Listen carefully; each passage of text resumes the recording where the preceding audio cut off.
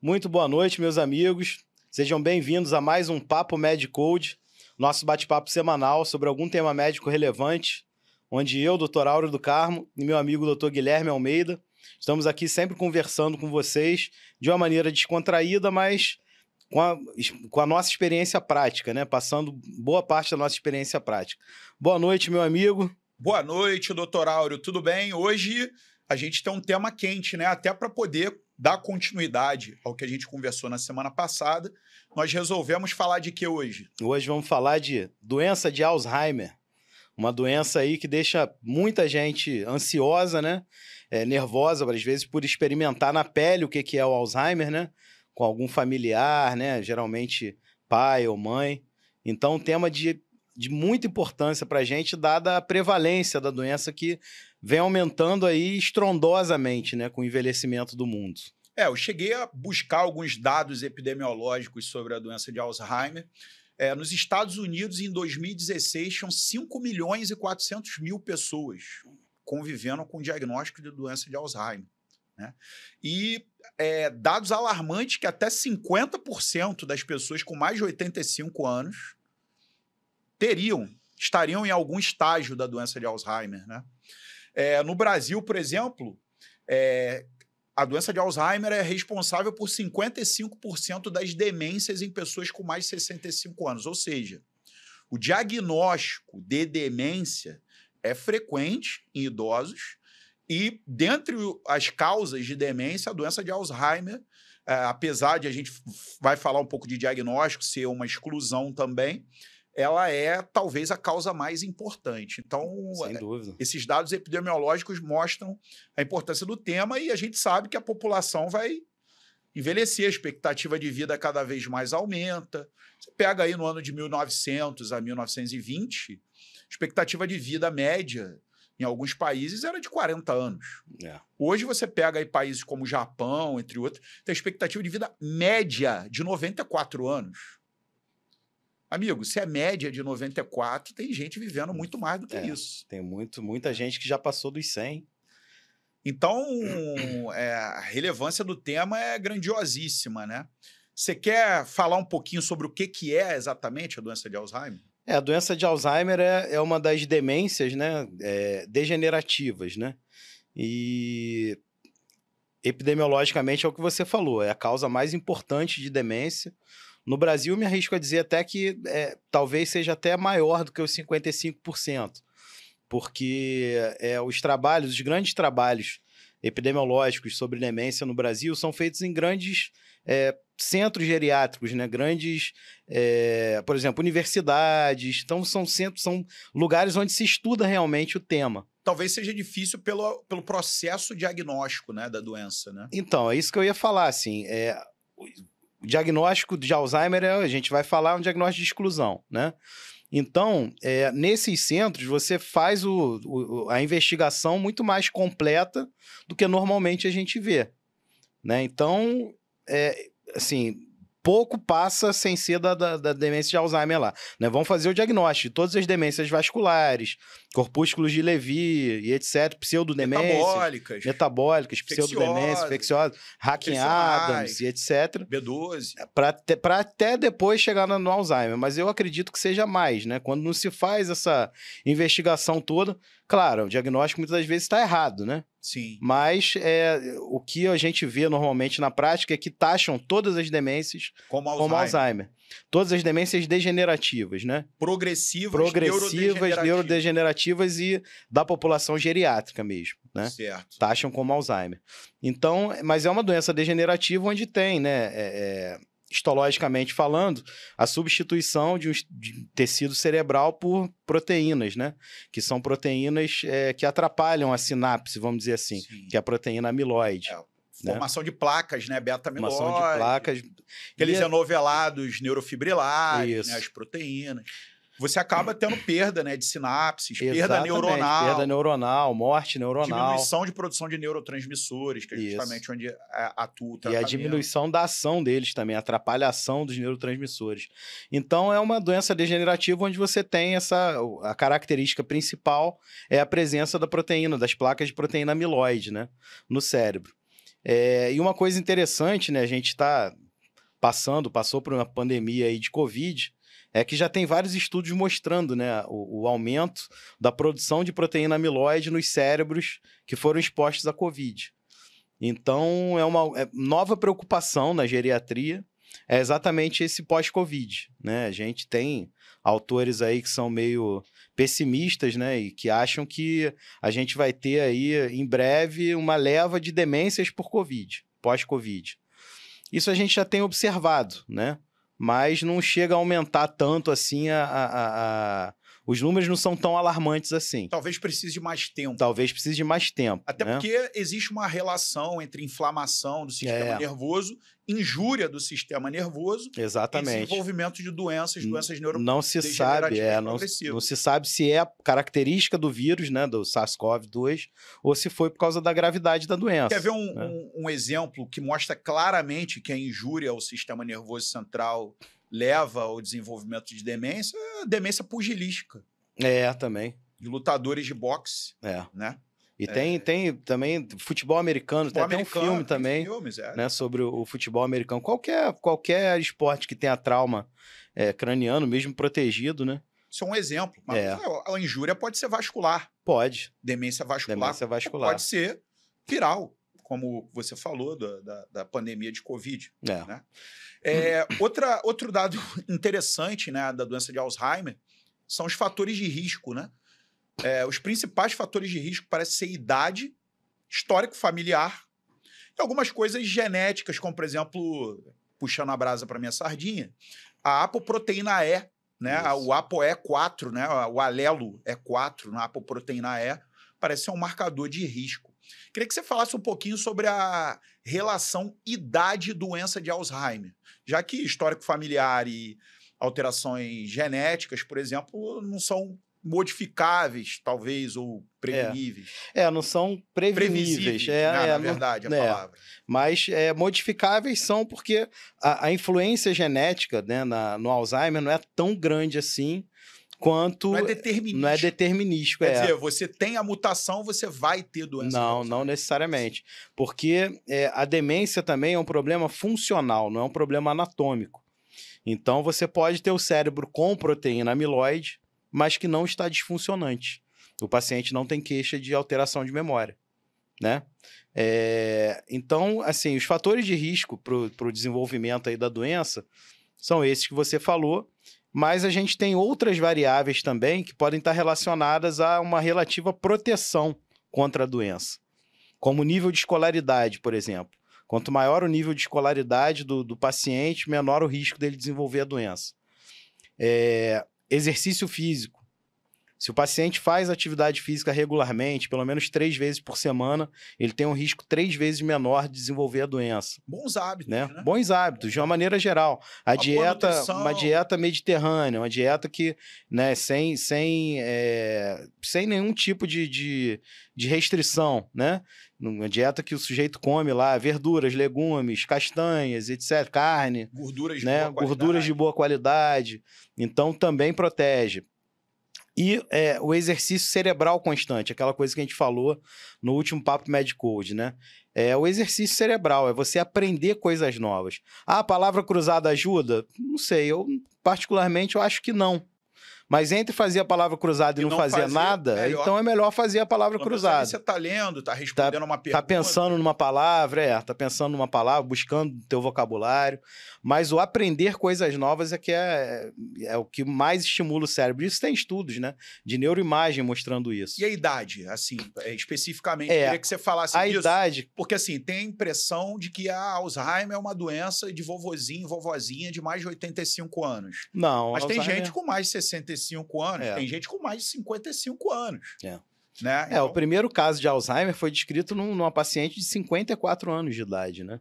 Então, claro, quanto maior a idade, maior o risco. Isso não tem dúvida.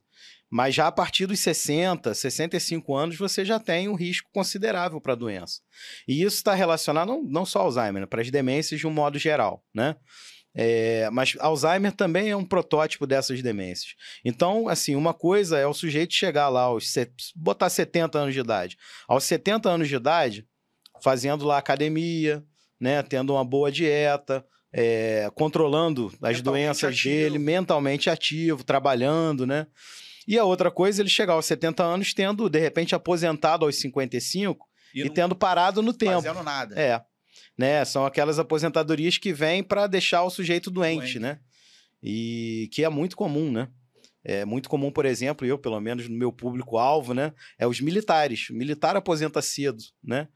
E aí tem muitos que, assim, fazem da aposentadoria uma vantagem. Específica ali como militar e ele não consegue se desenvolver fora, se encaixar fora. Ele vive, né, como militar num ambiente mais controlado e fechado. A cultura é diferente dentro daquele ambiente. Às vezes ele se sente um estranho, né? Quando ele está fora do ambiente. Então tem gente que se aposenta e, assim, depois da aposentadoria, a qualidade de vida até melhora, porque o sujeito tem tempo para fazer as coisas que ele sempre quis fazer e nunca teve tempo. Então ele se dedica mais a uma atividade física, uma atividade lúdica, vai aprender a tocar um instrumento, vai viajar pra caramba, coisa que ele não tinha como fazer. E tem o outro que se aposenta e cai, né? E não faz mais nada na vida. A vida dele é acordar, ver o jornal, ficar na frente da televisão o tempo todo e dormir, né? Então isso não é uma vida saudável, né? Então a demência não está relacionada só à idade. Eu acho que está mais relacionada aos hábitos de vida mesmo. Certo. É claro que quanto maior a idade, né? Uma coisa é um organismo com 60 anos e a outra coisa é um organismo com 90 anos, né? Claro. Então, a partir dos 60 anos de idade, vai aumentando o risco. Agora, não é só a idade, né? E nem a genética. Você tem todos os outros, várias outras variáveis relacionadas aí à doença. E a história natural da doença? O que geralmente vem de queixa nos pacientes que você acaba diagnosticando? Em geral, assim, no início, assim, primeiro, em geral, a queixa não vem do paciente. A queixa vem de alguém que está do lado. Reconhecido por um cuidador, por um parente, enfim, alguém que acompanha o paciente, né? Em geral, quando o paciente tem algum distúrbio de memória, ele não percebe. Porque ele já está num grau de comprometimento da doença em que ele realmente não percebe, né? Geralmente, as alterações cognitivas no Alzheimer, elas começam com uma alteração atencional, né? Depois você tem uma alteração de linguagem, né? Aquela coisa de você não lembrar uma palavra ou outra. Claro, aquela coisa do geográfico, né? O que eu estou fazendo aqui para onde eu estou indo? A pessoa congela na rua. Aí já está numa fase mais avançada, porque, né, você já tem isso aí, do geográfico, você já tem uma alteração já grande ali do hipocampo, né? Aquela coisa de evocação da linguagem. A evocação é uma das primeiras coisas que a gente percebe no teste, na testagem, né? Você faz um teste simples, né? Mini-mental, cara. Não, o mini-mental, mas você tem testes até mais rápidos que o mini-mental para isso, né? Então aquela coisa fala aí, nome de 20... Vai falando o nome de animais aí. Se localizar, vou te dar tantos segundos. Se localizar no tempo e no espaço. Né? A primeira coisa do mini-mental. Depois você vai fazer evocação de memória. Evocação com objetos para você ouvir a palavra, tátil, né? Entre outras coisas, né? Aí tem vários testes. Preservar a memória, você falar 3 palavras e depois ele repetir, e depois pedir para ele repetir alguns minutos depois, fazer conta, né? Todas são avaliações de funções cognitivas, linguagem, cálculo, atenção, né?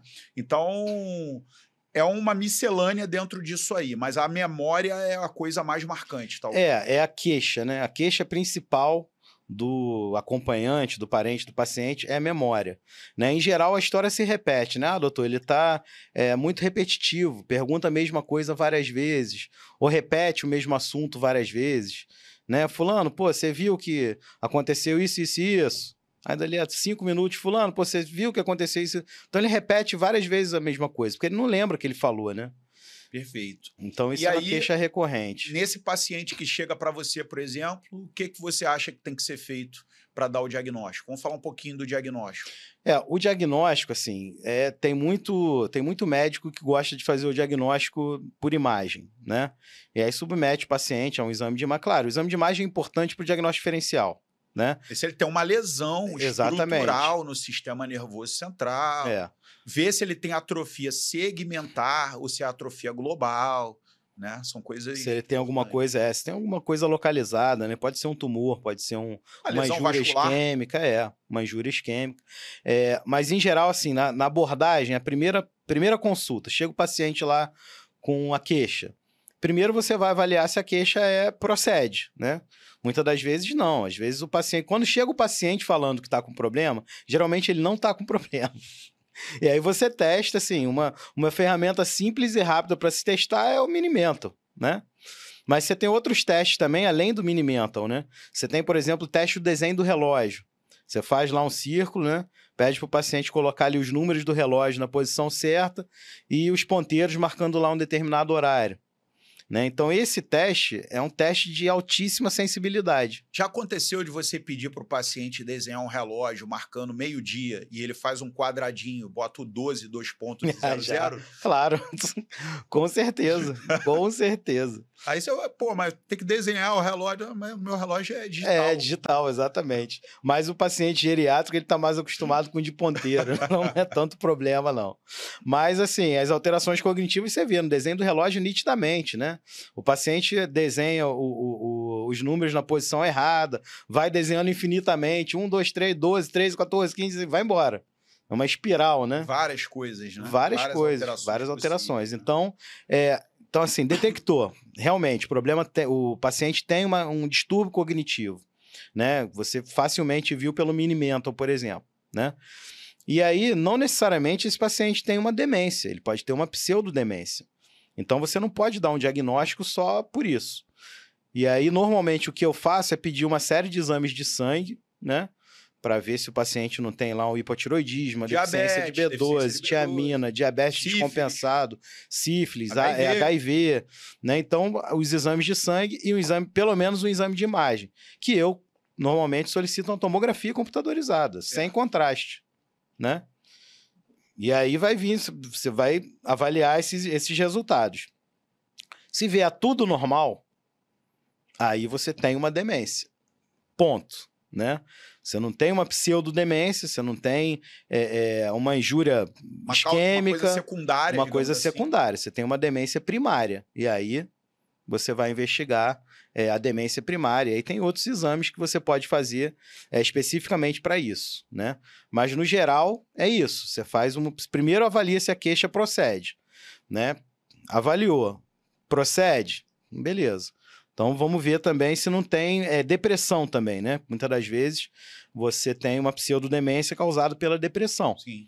E aí você também tem, facilmente ali, você faz uma série de perguntas para o paciente para saber se ele se enquadra no diagnóstico de depressão. Em geriatria, a gente tem a escala de depressão geriátrica, né? De Ieh-Savage, que tem várias versões, mas a mais utilizada é a de 15 perguntas, né? Muita gente usa essa escala. Eu não, eu prefiro usar os critérios de DSM-5. Que são facilmente também retirados do paciente, né, a informação. Então, eu vejo se o paciente se enquadra, tem um diagnóstico de depressão. Se tiver, já começa a tratar, né? Ele sai para fazer a tomografia e os exames de sangue, mas você já começa a tratar, né? Eu, pelo menos, já começo a tratar, a não ser que eu suspeite até também de uma depressão secundária, que também pode acontecer, né? Hipotiroidismo Sim. É uma grande causa, né? Mas caso contrário, não. Já começa já o tratamento. E quando o paciente volta, em geral, se for a queixa cognitiva foi causada por depressão, em 2 semanas ele já melhora alguma coisa. Coisa interessante é avaliar as medicações que o paciente utiliza. Também, porque muitas pode vezes ser ele secundário, tá né? Se entupindo de sedativo. Exatamente, né? E Quer aí... ver uma coisa? Em geriatria que dá muita demência, pseudodemência, relaxante muscular. Bloqueador não, né? O relaxante muscular mesmo. Ciclobenzaprina. Miozan da vida a ciclobenzaprina. Baclofen. Baclofen menos, mas ciclobenzaprina é terrível. Dorflex, né? Todo mundo toma Dorflex. É uma desgraça para a cognição, né? Principalmente o uso continuado, né? Então, porque o paciente associa o Dorflex à analgesia, né? Sim. Ele sente dor, toma o Dorflex. Não, toma dipirona, né? Melhor, paracetamol. E em relação ao tratamento farmacológico, né? O tratamento farmacológico tem saído algumas novidades, mas assim, o que é sedimentado são os inibidores da colinesterase, que geralmente são usados, donepezila, galantamina, rivastigmina. E, por vezes, é associado à memantina, né? Isso. Que atua em glutamina, vias glutamatérgicas e NMDA, né? Receptores NMDA. Isso. A memantina a gente reserva para os casos mais avançados da Que doença. geralmente né? você associa com o inibidor Associa da com o inibidor colinesterase. Isso. A não ser que o paciente tenha algum efeito colateral grave do inibidor de colinesterase ou não possa usar por algum motivo, aí você pode até usar a monoterapia com memantina, mas é a raro. resposta é. E assim, a gente tem muita opção hoje, né, de inibidor de colinesterase. E tem a opção também parenteral, né, os adesivos transdérmicos, né, que geralmente causam bem menos efeito colateral do que o oral. E o adesivo transdérmico também perdeu a patente, então barateou, que era um grande problema, né?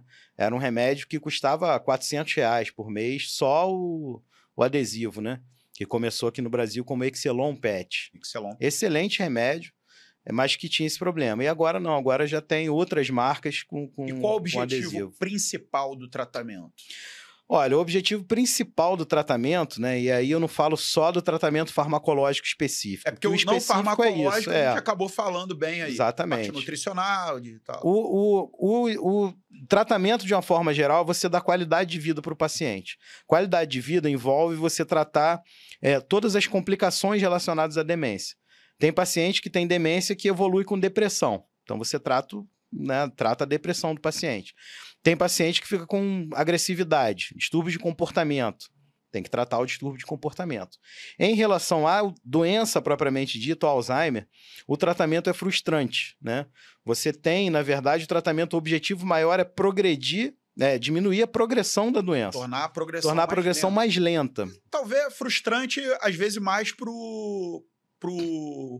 os cuidadores e parentes, né? Que acham que a doença não vai progredir mais. Exatamente. A gente acaba que a gente já sabe que... Não, já é alguma coisa, né? Você ganha alguns anos de vida, né? Com alguma qualidade, né? Porque o Alzheimer, assim, o final da doença é muito cruel, né? É um paciente com distúrbio de deglutição, um paciente com distúrbio de marcha que não anda mais, não lembra mais de nada, né? Mas começa a afetar a deglutição, né? O paciente com Alzheimer, ele vai morrer de pneumonia, geralmente. A gente falou isso no nosso papo médico sobre pneumonia, né? Então, ele morre por broncoaspiração, né? Porque a deglutição dele já está comprometida, né? As defesas, os mecanismos de defesa. Então, o tratamento é para melhorar a qualidade de vida. Então, tem várias indicações, né? O paciente mais frágil, né? Você indica atividade física, terapia nutricional também, né? Suplementação. Geralmente o idoso ele come pouca proteína, deveria comer mais proteína, né? A dieta, quando você vai botar ele na ponta do lápis, você vê que o idoso come ali 0,8, às vezes não chega a 1 grama de proteína por quilo de peso. Se ele está fazendo uma reabilitação, ele vai precisar de pouco mais. Vai precisar de mais, com certeza.